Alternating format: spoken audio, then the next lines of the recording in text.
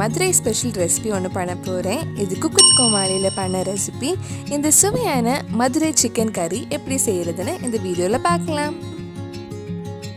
First masala ready பண்ணலாம். அதுக்கு ஒரு பேனில் 2 டீஸ்பூன் முழு மல்லி, 1 டீஸ்பூன் நல்ல மிளகு, 1/2 டீஸ்பூன் ஜீரகம், 3/4 டீஸ்பூன் சோம்பு, 2 ஏலக்காய், 2 கிராம்பு, ஒரு நட்சத்திர சோம்பு, 1/2 டீஸ்பூன் கசகசா, 3 காஞ்ச மிளகாய் சேர்த்து கொஞ்ச நேரம் லைட்டாக வறுக்கலாம். இந்த மாதிரி நல்லா வறுபட்டதும் ஆஃப் பண்ணிடலாம். ஆஃப் பண்ணி நல்லா ஆறினதுக்கப்புறம் ஒரு மிக்ஸி ஜாருக்கு மாற்றிடுங்க. இது கூடவே 3/4 கப் துருவின தேங்காயும் ஆட் பண்ணுறேன். இதெல்லாம் சேர்த்து கொஞ்சம் தண்ணி ஊற்றி நல்லா ஸ்மூத் பேஸ்ட்டாக அரைச்சி எடுத்துக்கோங்க.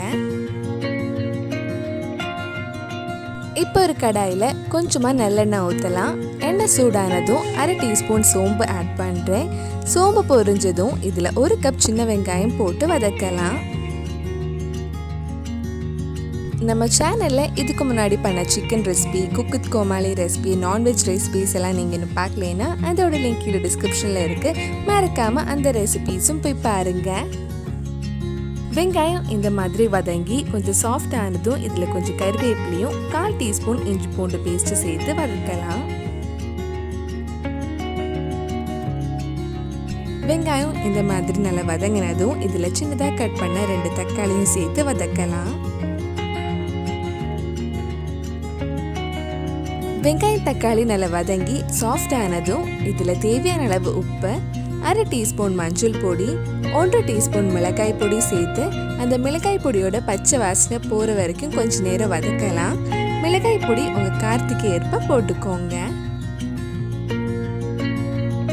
மிளகாய் பொடி பச்சை வாசனையெல்லாம் போனதுக்கப்புறம் நம்ம இதில் சிக்கனை போட்டு வேக வைக்கலாம். நான் இன்னைக்கு 1/2 கிலோ சிக்கன் எடுத்திருக்கேன். சிக்கனும் மசாலாவும் சேர்த்து நல்லா மிக்ஸ் பண்ணிக்கோங்க. நல்லா மிக்ஸ் பண்ணதுக்கப்புறம் சிக்கன் நல்லா வேகிற வரைக்கும் மூடி வச்சு வேக வைக்கலாம். ஒரு 2 நிமிஷம் சிக்கனை இந்த மாதிரி நல்லா வதக்கினதுக்கப்புறம் நம்ம மூடி வைக்கலாம்.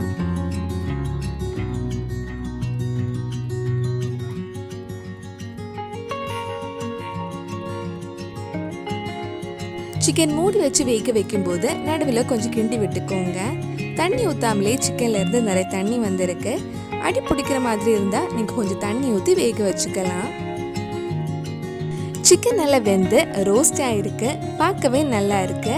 இனி இதில் நம்ம ஃபர்ஸ்ட் அரைச்சி வச்சுருந்த மசாலா சேர்த்து நல்லா மிக்ஸ் பண்ணலாம். உங்களுக்கு குழம்பு எந்த கன்சிஸ்டன்சியில் வேணுமோ அதுக்கேற்ற மாதிரி நீங்கள் தண்ணி ஊற்றிக்கலாம். நம்ம தேங்காயெல்லாம் அரைச்சி போட்டிருக்கனால இந்த குழம்பு ஆறுனதுக்கப்புறம் இன்னும் கொஞ்சம் கெட்டியாகிடும். அதனால இன்னும் கொஞ்சம் தண்ணி இதில் ஆட் பண்ணுறேன். ஒரு 5 நிமிஷம் கிட்ட குழம்பு நல்லா கொதிச்சு எண்ணெய் எல்லாம் பிரிஞ்சு வந்ததும் நம்ம ஆஃப் பண்ணிடலாம். கடைசியாக கொஞ்சம் மல்லியில போட்டு மிக்ஸ் பண்ணால் நம்ம சுவையான மதுரை சிக்கன் கறி ரெடி ஆகிடும்.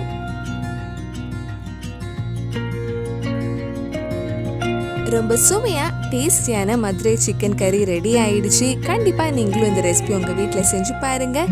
பிடிச்சிருந்தா இந்த வீடியோவை லைக் பண்ணுங்கள், உங்கள் ஃப்ரெண்ட்ஸ் அண்ட் ஃபேமிலிக்கு ஷேர் பண்ணுங்கள். வேறு நல்லா குக் கோமாளி ரெசிபி நம்ம சேனலில் ட்ரை பண்ணலான்னு கீழே காமெண்ட் பாக்ஸில் சொல்லுங்கள். நீங்கள் இன்னும் என்னோட சேனலை சப்ஸ்கிரைப் பண்ணலைன்னா மறக்காமல் சேனலையும் சப்ஸ்கிரைப் பண்ணுங்கள். கூடவே அந்த பெல் ஐக்கனையும் ப்ரெஸ் பண்ணால் நான் புது வீடியோ போட்ட உடனே உங்கள் ஃபோனுக்கு நோட்டிஃபிகேஷன் வந்துடும்.